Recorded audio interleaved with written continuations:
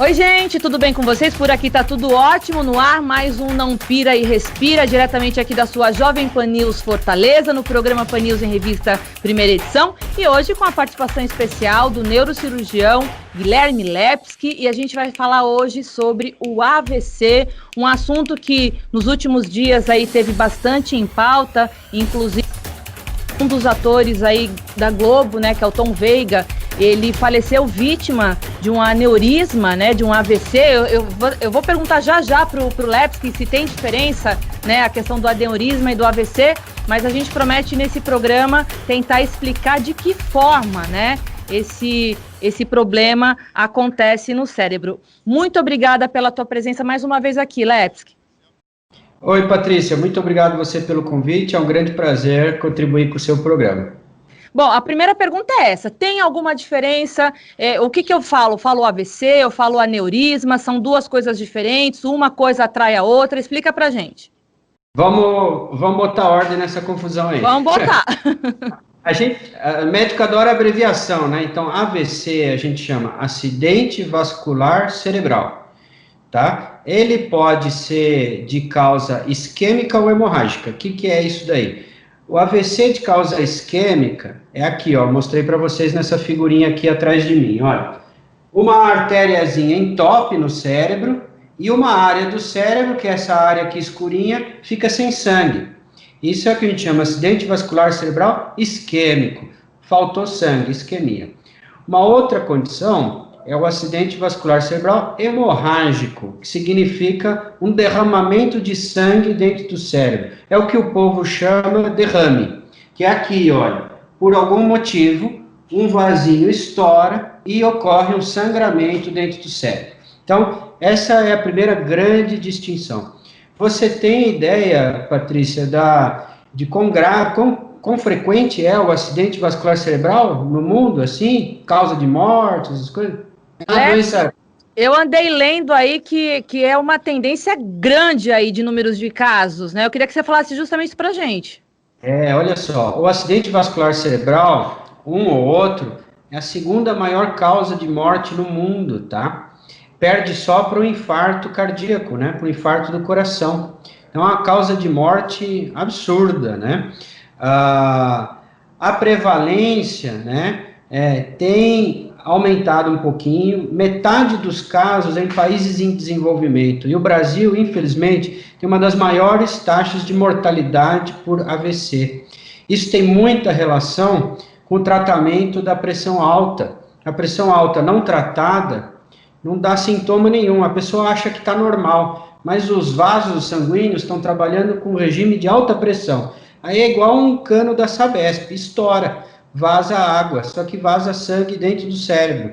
Esse é o problema, né? Então, no mundo, veja, são mais ou menos 10 milhões de casos ao ano, com 6,5 milhões de mortes ao ano no mundo, tá? 26 milhões de sobreviventes por AVC no mundo. No Brasil, como é que é isso? A gente tem mais de 250 mil casos novos por ano. E a gente tem mais ou menos 570 mil pessoas vivendo com uma deficiência grave em função de um AVC. Uma paralisia, né? Problema de fala, alguma coisa. Então, é uma doença realmente muito prevalente. Precisamos entender os fatores de risco e nos precaver.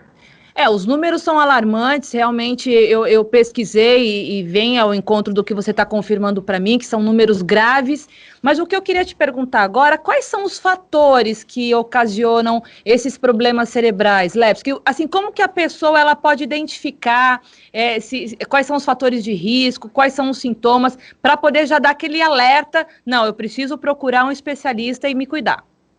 Olha lá, primeiro fator de risco, a gente não tem muita coisa para fazer contra, que é a idade. Infelizmente, a idade vai avançando, olha a barba branca aqui, não tem como você evitar isso. Mas você pode envelhecer com saúde ou sem saúde. Então, envelhecer com saúde, cuidar do peso, né? tratar a pressão alta, o diabetes, fazer exercício físico regular, tudo isso envolve uma melhor saúde geral e uma melhor saúde do seu sistema cardiovascular. Então, a idade é uma coisa importante. A pressão alta, olha só, responde por 60% dos casos. Então, tratar a pressão é uma coisa importante. História prévia de acidente vascular cerebral, abuso de álcool e abuso de drogas ilícitas. Nós tivemos a notícia do falecimento do Maradona. E todo mundo sabe, tem um histórico importante de consumo de cocaína. A cocaína aumenta muito a pressão arterial e está associada a acidentes vasculares cerebrais também. Então, álcool, drogas ilícitas, pressão alta, tudo isso são fatores de risco importantíssimos. Como que a pessoa pode se precaver? Então, é o que eu falei, atividade física regular, tratar sua pressão, tratar o seu diabetes, né? Essas são medidas, controlar o peso, atividade física regular, não fumar, isso é o que a gente pode fazer. Mas como reconhece o AVC? Aí é que está o problema. É uma doença súbita, ela não vai dar muitos alarmes. Não é aquela situação que você hoje está com dor de cabeça, amanhã a dor de cabeça está piorzinha, depois vem uma tontura, não. O acidente vascular cerebral é uma coisa súbita. Pá, aconteceu. Acorda de manhã com uma fraqueza de um lado do corpo, com a rima da boca desviada, não está falando direito, ou então não consegue levantar da cama porque tem muita tontura, vômito, dor de cabeça que começou de uma hora para outra, né? Então são sintomas súbitos. Tudo que é súbito no sistema nervoso abre a perspectiva de ser uma coisa de causa vascular. E a pessoa, o que tem a fazer? Se dirigir imediatamente, o mais rápido possível, para um hospital, né?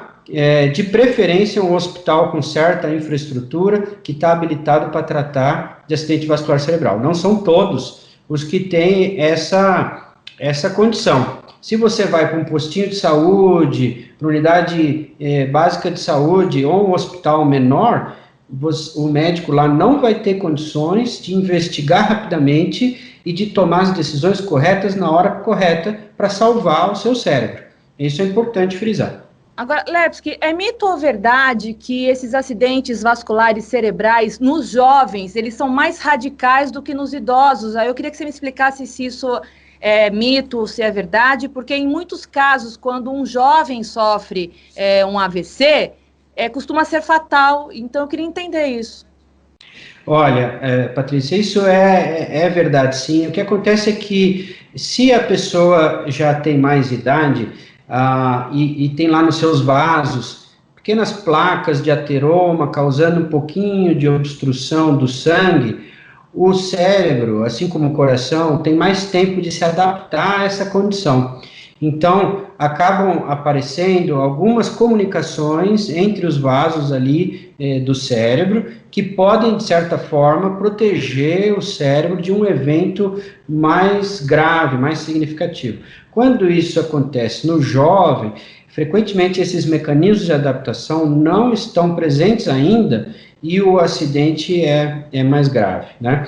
Então, o cérebro tem uma capacidade um pouco mais limitada do que o coração de desenvolver essas pontes. São poucas essas pontes que existem no cérebro para permitir esse caminho alternativo do sangue.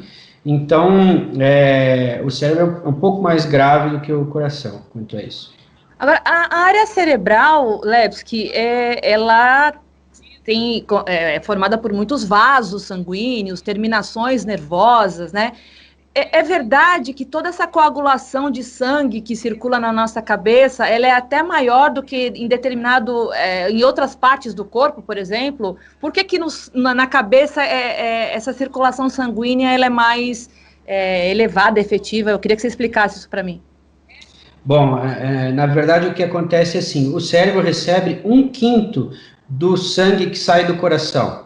Então manter o teu cérebro acordado, vamos dizer assim, é uma alta prioridade para o seu corpo. Se você não está funcionando bem aqui, nada adianta, né? Então, 1/5 do que sai do coração é para suprir as necessidades do cérebro, de oxigênio, de glicose, etc. Então, é um alto consumo metabólico, um alto consumo energético, que demanda uma atividade cardíaca grande. Então, em algumas situações, esse fluxo de sangue aumentado para o cérebro pode levar a um acidente, como, por exemplo, na descompensação de uma pressão arterial alta, tem a emergência hipertensiva, sangra dentro do cérebro. Ou no aneurisma, por exemplo. O que acontece no aneurisma? Deixa eu explicar aqui para você. Olha só. Aqui vocês têm um exemplo de um vaso cerebral, tá? Um vaso cerebral. Numa bifurcação, existe em algumas situações um saquinho, que é uma área da parede do vaso que é mais fraca. Se a pressão aqui está mais alta, o que acontece? Esse saquinho pode romper e o sangue sai do vaso e inunda o cérebro. Isso é a rotura de um aneurisma cerebral causado por um pico de pressão alta, por exemplo. Né? Isso pode ser causa de morte súbita. Então, é o que aconteceu com esse ator que você mencionou. O Tom Veiga. O Tom Veiga, aconteceu com a Marisa Letícia, mulher do ex-presidente, e acontece com muitos atletas que caem mortos no campo de treinamento ou de futebol repentinamente, porque tem uma condição dessas e não sabe, não investigou, não procurou ajuda quando tem algum sintoma, e isso passa despercebido, né?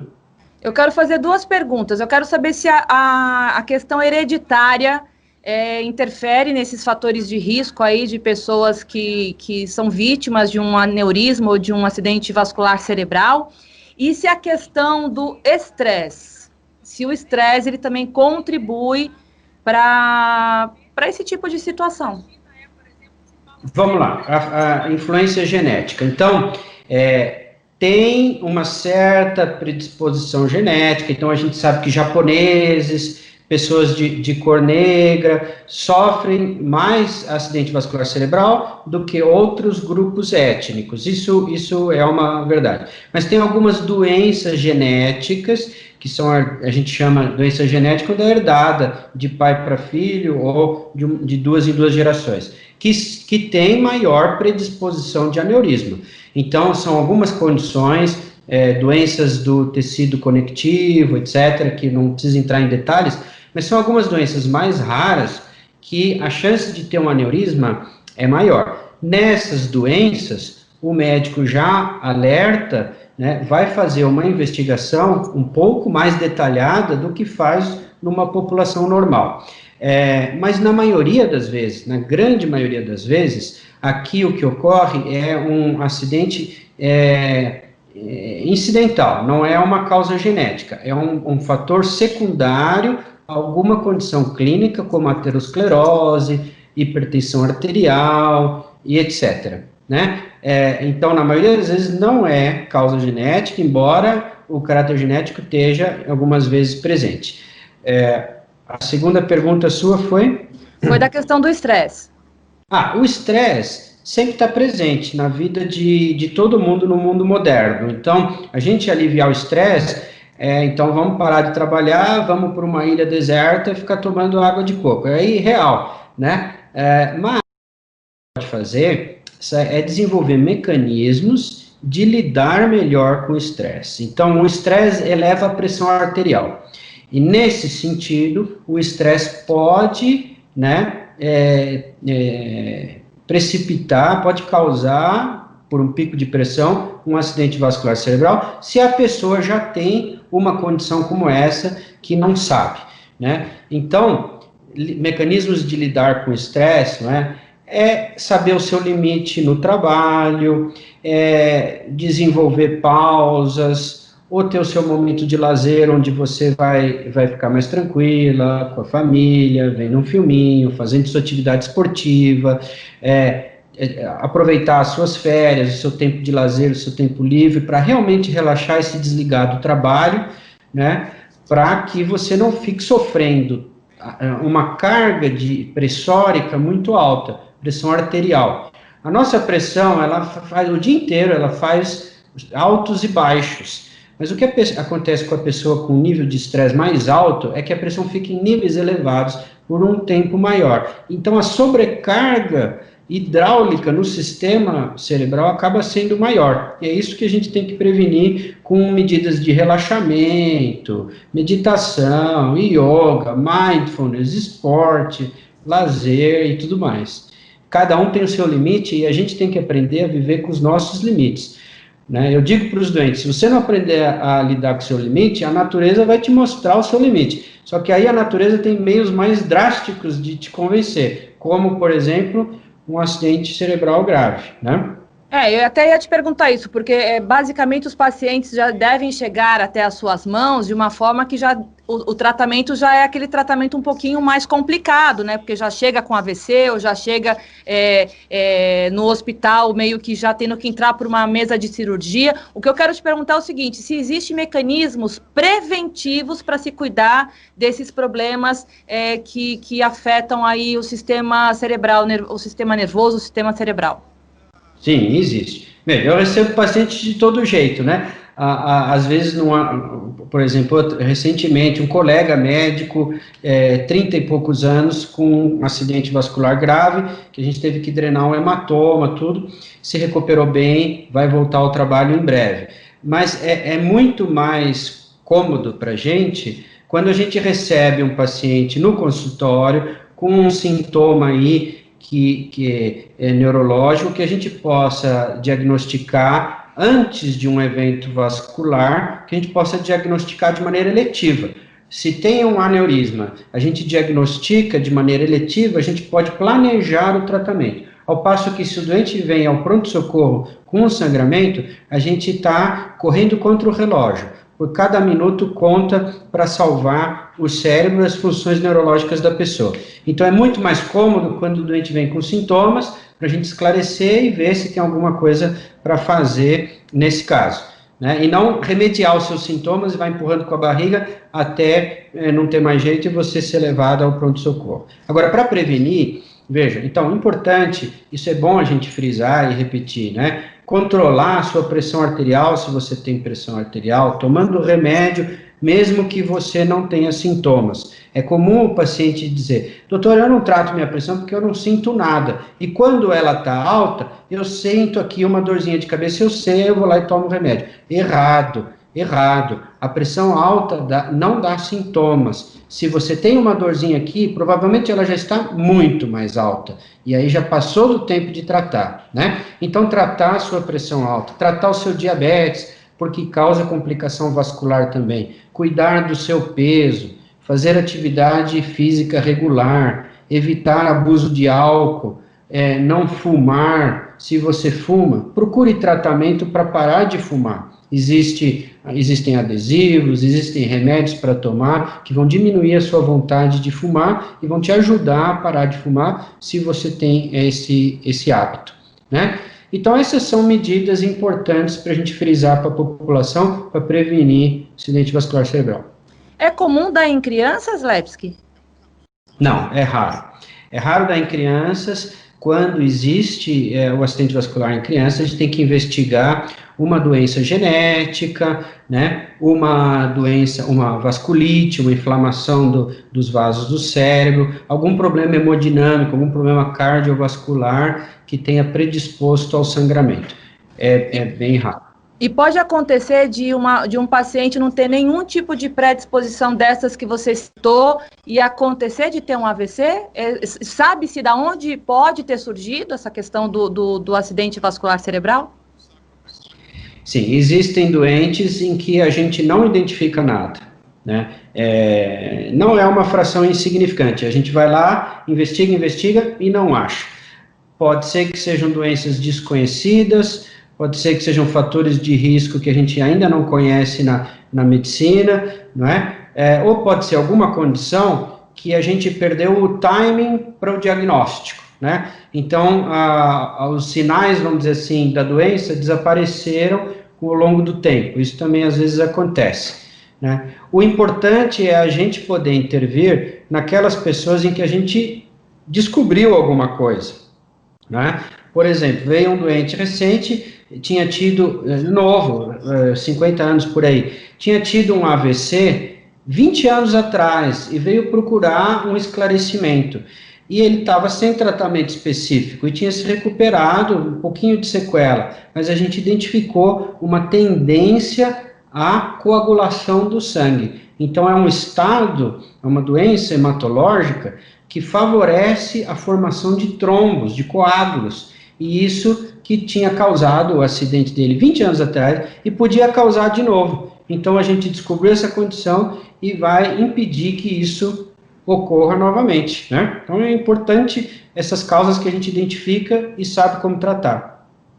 E pode acontecer de uma pessoa ter sofrido um acidente vascular cerebral e não saber que teve?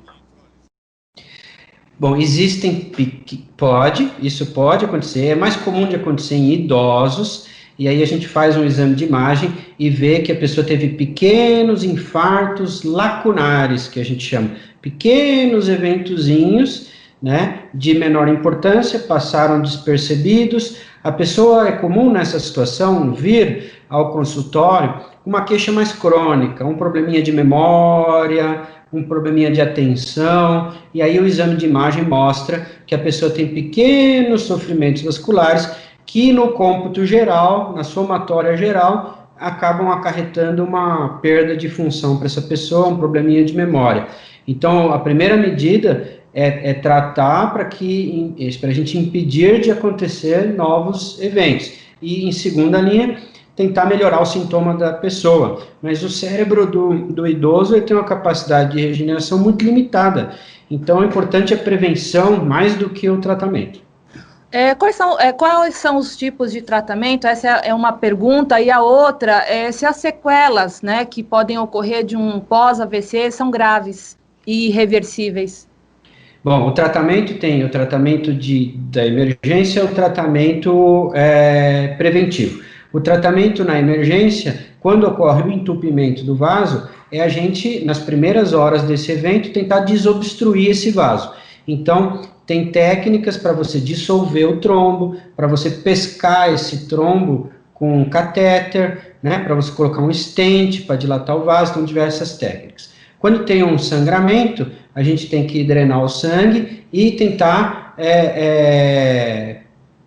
interromper o vazamento de sangue, com um clipe metálico, alguma condição que impeça a continuidade do sangramento.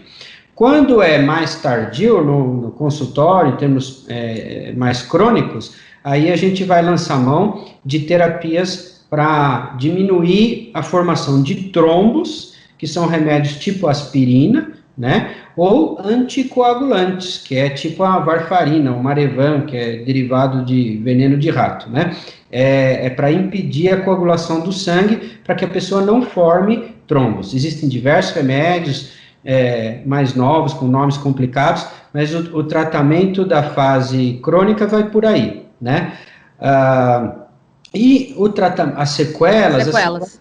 As sequelas podem ser bem graves, veja, pode ser um problema para falar, e aí você vai ter que fazer um tratamento fonoterápico, né, para reabilitar a fala, às vezes até com equipamentos mais interativos, digitais, né, para reabilitação de voz e de fala, e mais frequentemente são sequelas motoras que incomodam, que o doente não consegue andar, não consegue mexer o braço, e aí existem terapias muito novas surgindo, né, com treinamento robótico, em que a pessoa ela vai fazer um treinamento assistido por um robô, para ir reeducando esse cérebro, para fazer movimentos que a pessoa deixou de fazer, para reaprender esses movimentos.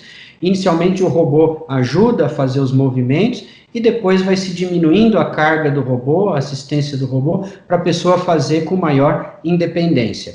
E também, mais modernamente, existem próteses que o doente veste e que a prótese pode perceber o movimento e aí ela amplifica o movimento para que a pessoa consiga fazer, ou então próteses ainda mais novas, como as que a gente está desenvolvendo, que captam a intenção da pessoa mexer e vai lá e dá o comando para o braço para a pessoa fazer o movimento, ou para a perna, né? E aí, nessa forma, a gente consegue reabilitar pessoas mesmo com condições muito graves, e mesmo em fases tardias do acidente.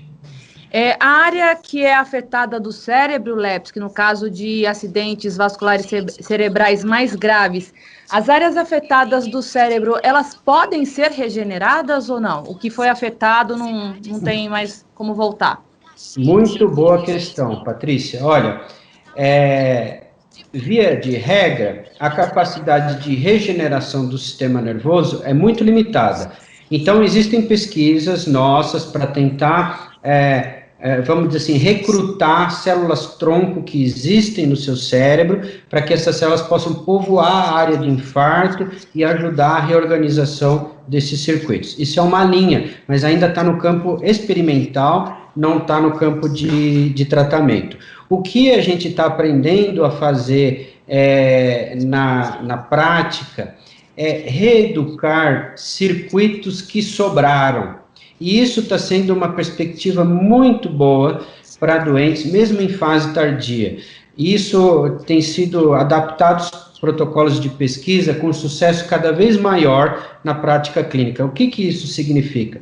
Existia um trabalho nosso de 2015 em que a gente demonstrou que pessoas com AVC que têm alguma capacidade de mexer o ombro, não é? E que não mexem nada a mão, perderam a mão, não é? A gente pode reeducar esses circuitos para que a pessoa reaprenda a usar a sua mão. Isso por uma interface com o computador. Então, o indivíduo é ligado no computador, a gente começa a entender as ondas cerebrais dele, decodifica essas ondas, passa para um robô, e aí vai havendo uma reeducação dos circuitos cerebrais que sobraram do AVC, para que esses sejam usados para movimentos perdidos. Isso envolve a função de plasticidade do cérebro, né? Quanto mais jovem a pessoa, maior é a plasticidade, mas mesmo pessoas idosas têm uma plasticidade considerável, e isso pode ser usado para benefício clínico do doente, mesmo em fases tardias. Então, a gente mais reeduca o que sobrou por meio de plasticidade do que coloca coisa nova lá. Bom, esses dias atrás você ganhou um prêmio na questão de estudos com células-tronco, né? Você acredita que é o futuro, Lepski?